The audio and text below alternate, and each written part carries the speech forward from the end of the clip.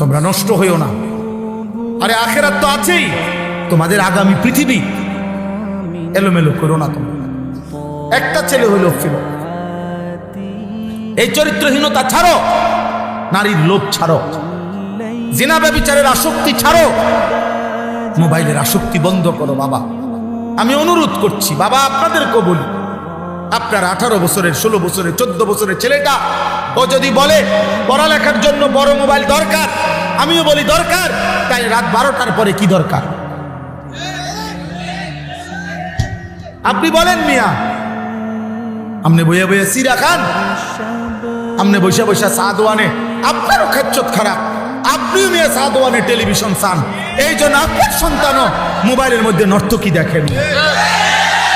আর নাই তো যুদ্ধ করেন, ভাঙা ফেলেন মোবাইল, যে বেটা তুই আমার থেকে নিবি, তোর মার কাছ থেকে নিবি, যখন তোর পড়ালেখার প্রয়োজন অতক্ষণ ব্যবহার করবি, ঠিক আছে আমি দেখব, আমি দেখব।